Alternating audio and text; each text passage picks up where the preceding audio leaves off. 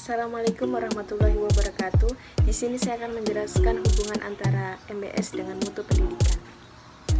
MBS merupakan pemikiran ke arah pengelolaan pendidikan yang memberikan keleluasan kepada kepala sekolah untuk mengatur dan melaksanakan berbagai kebijakan yang secara luas dalam upaya meningkatkan kualitas dan mutu pendidikan.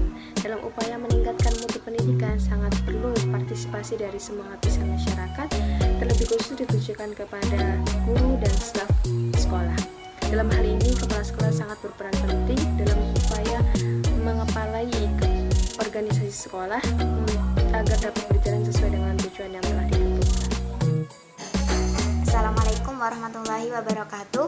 Di sini saya akan menjelaskan tentang prinsip manajemen berbasis sekolah. Pertama, partisipatif, yaitu keikutsertaan semua pemangku kepentingan yang terkait dengan sekolah dalam mengelola sekolah dan pembuatan keputusan. Dua, akuntabilitas, yaitu menekankan pada pertanggungjawaban penyelenggaraan pendidikan di sekolah, utamanya pencapaian sasaran peningkatan mutu sekolah. Pertanggungjawaban ini meliputi implementasi proses dan komponen manajemen sekolah. Tiga, optimalitas.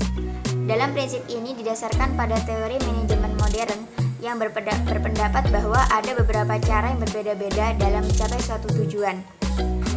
Karena walaupun sekolah berbeda, tetapi mempunyai masalah yang sama, cara penanganannya akan berbeda sesuai dengan situasi dan kondisinya. Assalamualaikum warahmatullahi wabarakatuh.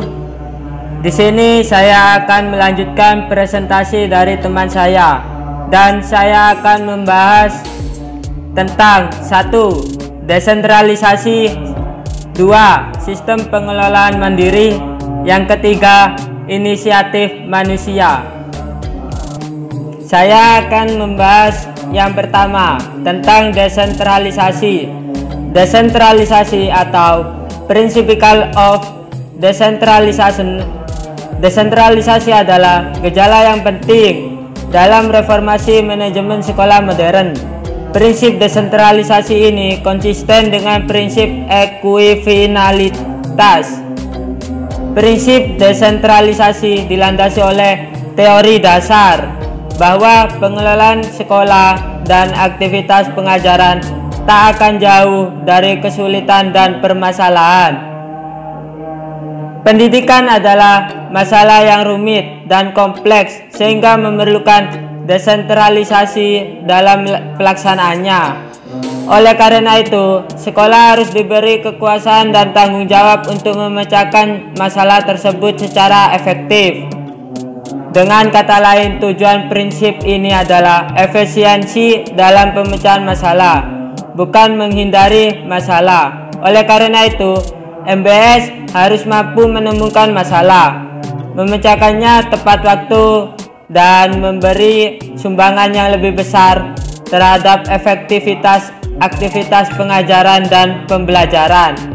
Tanpa adanya desentralisasi, kewenangan kepada sekolah itu sendiri, sekolah tidak dapat memecahkan masalahnya secara cepat, tepat, dan efisiensi. Yang kedua, saya akan membahas tentang sistem pengelolaan mandiri atau Principle of Self-Managing System.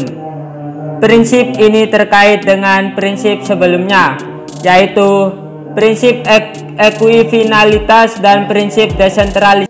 Ketika sekolah menghadapi permasalahan, maka harus diselesaikan dengan caranya sendiri. Sekolah dapat menyelesaikan masalahnya bila telah terjadi pelimpahan wewenang dari birokrasi di atasnya ke tingkat sekolah. Dengan adanya kewenangan ini tingkat sekolah, itulah maka sekolah dapat melakukan sistem pengelolaan mandiri.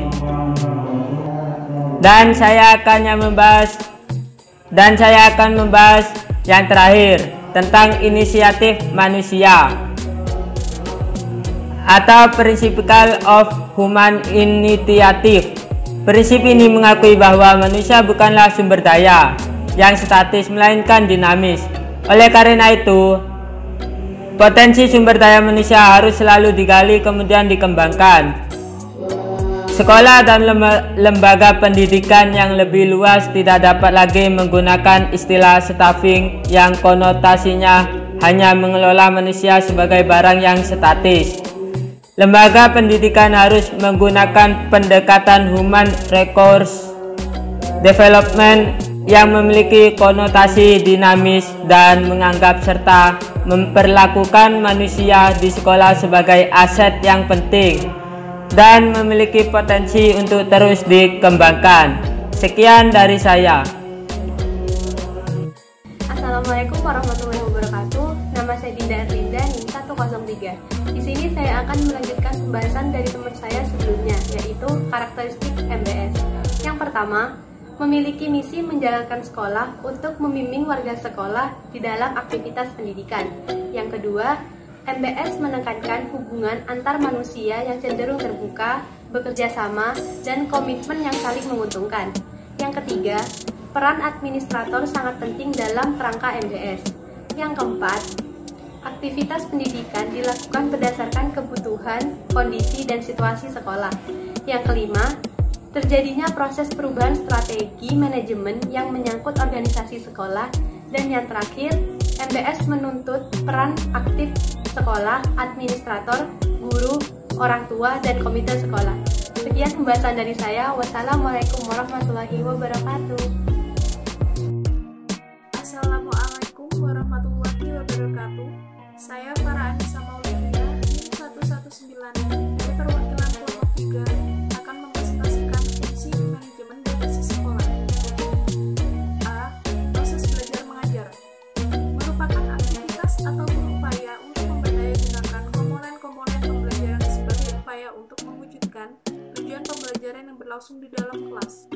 Selanjutnya, untuk memberdayagunakan komponen-komponen pembelajaran tersebut dalam rangka pengelolaan proses pembelajaran secara efektif, maka perlu diupayakan beberapa prosedur yang dapat digunakan untuk memilih sumber daya dalam program pembelajaran seperti yang diterangkan. B. Perencanaan dan evaluasi program sekolah. C. Pengelolaan kurikulum. Merujuk pada Permendiknas Nomor 19 Tahun 2007 tentang Standar Nasional Pendidikan, kegiatan pembelajaran didasarkan pada standar kompetensi lulusan, standar visi dan peraturan pelaksanaannya, serta standar proses dan standar penilaian. D. Pengelolaan ketenagakerjaan merupakan suatu fungsi yang dilaksanakan dalam organisasi yang memudahkan pemanfaatan sumber daya manusia dengan efektif untuk mencapai tujuan organisasi dan tujuan individu. Tujuan manajemen ketenagaan adalah optimalisasi dari tingkat penyesuaian di antara 4 komponen sumber daya manusia. Antara lain adalah lingkungan, organisasi, pekerjaan, dan individual. Selain itu, manajemen ketenagaan juga berorientasi pada pelayanan dengan berupaya memenuhi kebutuhan dan keinginan tenaga kependidikan, dan tidak terlepas dari perencanaan atau planning, perorganisasian atau organizing, pemberian motivasi atau bimbingan, atau pengarahan atau motivating, pengawasan, controlling, pengambilan keputusan, decision making. Sekian presentasi dari saya. Wassalamualaikum warahmatullahi wabarakatuh. Assalamualaikum warahmatullahi wabarakatuh. Saya Anita Safitri, NIM 141 yang akan melanjutkan presentasi tentang fungsi manajemen basis sekolah. Pengelolaan sarana dan prasarana. Manajemen sarana dan prasarana merupakan kegiatan mengatur dan mengelola sarana dan prasarana pendidikan secara efisien dan efektif dalam rangka mencapai tujuan yang telah diterapkan. Ada beberapa proses yang harus dilakukan sebelum melakukan pengelolaan fasilitas dalam pendidikan, yaitu meliputi perencanaan, pengorganisasian, pelaksanaan, pengawasan, dan evaluasi kegiatan pengadaan barang, dan lain sebagainya. Tujuan dari adanya pengelolaan tersebut yaitu supaya sarana dan prasarana bisa tertata secara rapi dan tujuannya bisa tercapai dengan supaya tujuan adanya pengelolaan sarana ini bisa terjaga dengan baik dan selalu bisa terkoordinir dengan baik. Selanjutnya yaitu pengelolaan keuangan. Pengelolaan keuangan merupakan serangkaian kegiatan perencanaan, melaksanakan dan mengevaluasi serta mempertanggungjawabkan pengelolaan dana secara transparan kepada masyarakat dan pemerintah. Secara garis besar, pembiayaan suatu lembaga pendidikan dapat dikelompokkan menjadi 3 bagian, yaitu pemerintah yang bersifat umum atau khusus dan diperuntukkan untuk kepentingan pendidikan orang tua atau peserta didik dan masyarakat. Fungsi selanjutnya yaitu pelayanan peserta didik. Pelayanan peserta didik merupakan seluruh proses kegiatan yang direncanakan dan diusahakan secara sengaja atau pembinaan secara kontinu terhadap seluruh peserta didik agar dapat mengikuti proses PBM dengan efektif dan efisien. Dalam pelayanan peserta didik, ada beberapa bentuk layanan yang diberikan atau digunakan oleh peserta didik, meliputi layanan kepenasihatan akademik dan administratif, layanan bimbingan dan konseling peserta didik, layanan kesehatan baik fisik maupun mental, layanan koperasi, layanan perpustakaan. Fungsi dari ini yaitu sebagai wahana bagi peserta didik untuk mengembangkan diri secara optimal, baik dari segi individualitas, sosial, aspirasi, kebutuhan dari potensinya. Yang selanjutnya yaitu fungsi manajemen hubungan antara sekolah dan masyarakat. Masyarakat pada hakikatnya, sarana sangat berperan dalam membina dan mengembangkan pertumbuhan pribadi peserta didik yang ada di sekolah. Hubungan sekolah dengan masyarakat memiliki tujuan yaitu memajukan kualitas pembelajaran dan pertumbuhan murid. Yang kedua, memajukan kualitas pembelajaran, yaitu memperkokoh tujuan serta meningkatkan kualitas hidup dan penghidupan masyarakat. Yang ketiga, mengarahkan masyarakat untuk menjalin hubungan dengan sekolah.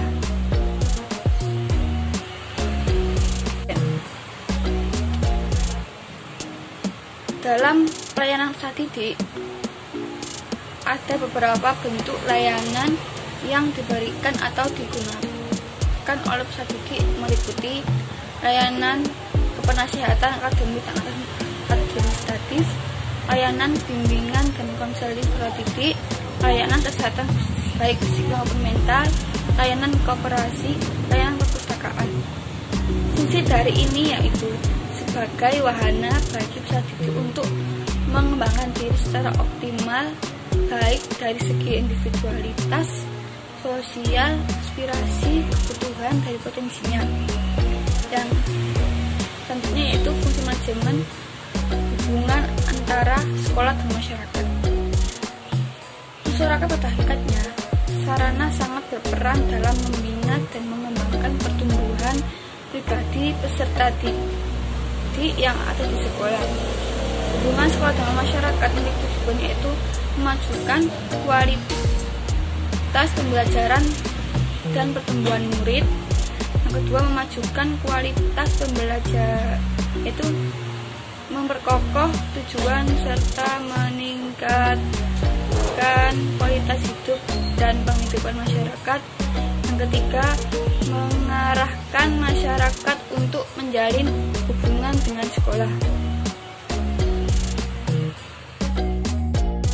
Assalamualaikum warahmatullahi wabarakatuh. Nama saya Meda Sabella, NIM 131. Saya akan membahas tentang standar pelayanan minimum, standar nasional pendidikan, dan standar pelayanan minimal atau yang sering disebut SPM pendidikan sebagai persyaratan minimum layanan pendidikan pada tingkat sekolah. SPM pendidikan pendidikan mencerminkan spesifikasi teknik layanan pendidikan dan merupakan bagian standar nasional. Pemerintah menetapkan 7 standar pendidikan. Yang pertama, standar isi. Yang kedua, standar proses dan standar kompetensi kelulusan. Yang ketiga, standar pendidikan dan tenaga pendidikan. Yang keempat, standar sarana dan prasarana.